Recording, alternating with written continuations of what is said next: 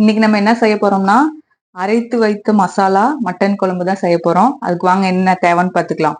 மல்லி 2 ஸ்பூன், வரமிளகா ஒரு 9 மிளகா, பிரிஞ்சி இலை, பட்டை, லவங்கம் ஒரு 8 லவங்கம், சோம்பு கொஞ்சம், ஜீரகம் லைட்டா எடுத்துக்கோங்க, பெப்பர் ஒரு ஸ்பூன் எடுத்துக்கோங்க. அதுக்கப்புறம் தக்காளி 2, பெரிய வெங்காயம் 3. நீங்க சின்ன வெங்காயம் இருந்தா சின்ன வெங்காயம் ஒரு 20 வெங்காயம் எடுத்துக்கோங்க. ஒரு 2 கொத்து கருவேப்பிலை. வாங்க இப்ப செய்யலாம். இப்போ ஒரு வாணல்ல வச்சு நல்லா சூடு பண்ணிக்கோங்க. கொஞ்சம் எண்ணெய் ஊத்திக்கோங்க லைட்டா. இப்ப கொத்தமல்லி,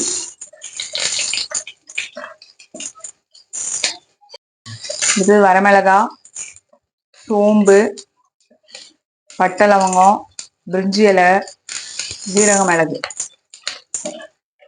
எல்லாத்தையும் போட்டு லோ ஃப்ளேம்ல வச்சு ஒரு 2 மினிட்ஸ் மட்டும் வறுத்துக்கோங்க.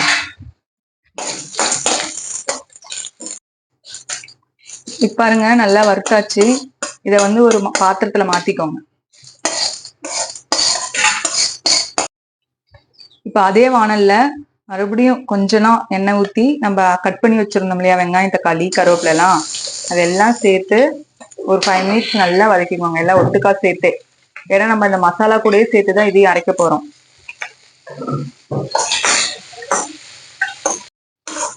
இந்த மசாலாலாம் நம்ம ரெடி பண்ணிட்டு இருக்கிறப்பயே ஒரு குக்கர்ல நம்ம மட்டன் போட்டு கொஞ்சம் தண்ணி ஊத்தி, அதாவது தேவையான அளவுக்கு தண்ணி ஊத்திக்கோங்க. மஞ்சத்தூள் கொஞ்சம்னா, உப்பு, 2 பச்சை மிளகாய் எல்லாம் போட்டு 3 விசில் விட்டு வேக வச்சு எடுத்துக்கோங்க.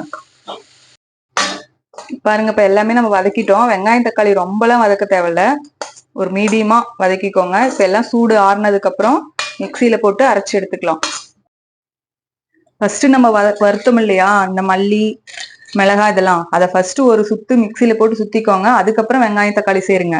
எல்லாம் ஒட்டுக்கா சேர்த்து அரைச்சிங்கன்னா கொத்தமல்லியில நம்மளுக்கு வந்து அரையாது. அவ்வளவுதான். இப்ப நம்ம பேஸ்ட் எல்லாம் அரைச்சி எடுத்தாச்சு. இப்ப குழம்பு வைக்கலாம் வாங்க. ஒரு வாணல்ல நம்மளுக்கு தேவையான அளவுக்கு ஆயில் சேர்த்துக்கோங்க. ஒரு 3 ஸ்பூன் விட்டுக்கோங்க. நம்ம எண்ணெய் சூடேறதுக்கு அப்புறம் வெங்காயம் கொஞ்சம் சின்ன சின்னதா கட் பண்ணியிருக்கோம், ஒரு வெங்காயம், அதையும் சேர்த்துக்கலாம். கறி குழம்புக்கு வந்து நம்ம கடுகு சேர்க்க மாட்டோம், அதனால வெங்காயமும் கருவேப்பிலையும் சேர்த்து வதக்கலாம் ஃபர்ஸ்ட்.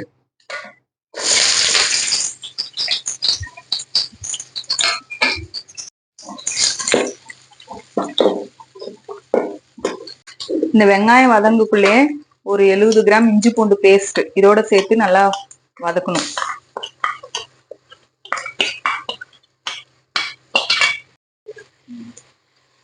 இப்ப இது வதங்குறப்பே கொஞ்சம் உப்பு சேர்த்துக்கலாம். ஏன்னா நம்ம கறி வேக வைக்கிறப்பையும் கொஞ்சம் உப்பு போட்டிருக்கோம், அதனால லைட்டா சேர்த்துக்கோங்க. பார்த்துட்டு கூட போட்டுக்கலாம்.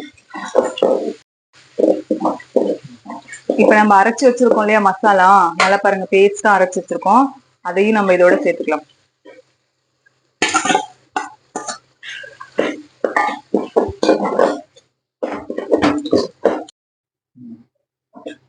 இந்த மசாலால நம்ம மிக்ஸி ஜார்ல அரைச்சோம் இல்லைங்களா, அந்த தண்ணி வந்து நல்லா சேர்த்துக்கோங்க இதோட.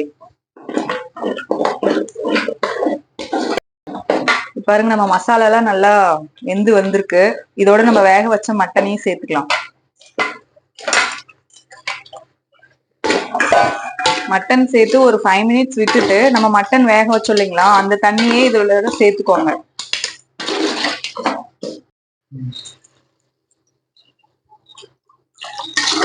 இப்ப தண்ணி சேர்த்து கொதிக்க விடுங்க கொஞ்ச நேரம். அதுக்குள்ள நம்ம ஒரு அரை மூடி தேங்காய், ஒரு 4 டேபிள் ஸ்பூன் பொட்டுக்கடலை சேர்த்து அரைச்சு எடுத்துக்கலாம். பாருங்க நம்ம மட்டன் குழம்பு எப்படி நல்லா கொதிச்சு வந்துருச்சுன்னு. இப்ப நம்ம அரைச்சு வச்ச பேஸ்ட்டை இதோட சேர்த்துக்கலாம்.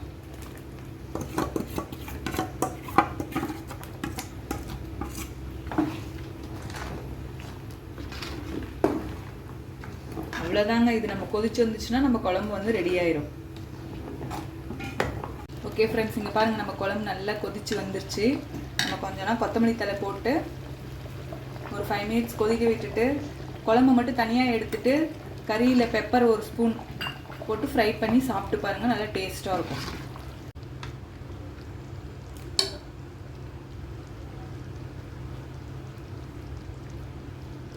பாருங்கள் நம்ம குழம்பு மட்டும் தனியாக எடுத்துட்டோம். இப்போ இதோட பெப்பர் ஒரு ஸ்பூன் மட்டும்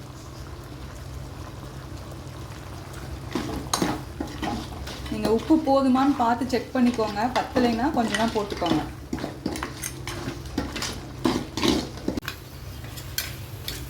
அவ்வளோதான் ஃப்ரெண்ட்ஸ், பாருங்கள் எல்லாம் நல்லா ரெடி ஆயிடுச்சு. நீங்களும் இந்த மாதிரி மட்டன் குழம்பு செஞ்சு பார்த்துட்டு எப்படி இருக்குன்னு சொல்லுங்கள் மறக்காமல். இந்த வீடியோ உங்களுக்கு பிடிச்சிருந்தா லைக் பண்ணுங்கள், ஷேர் பண்ணுங்கள், சப்ஸ்கிரைப் பண்ணுங்கள். பாய்.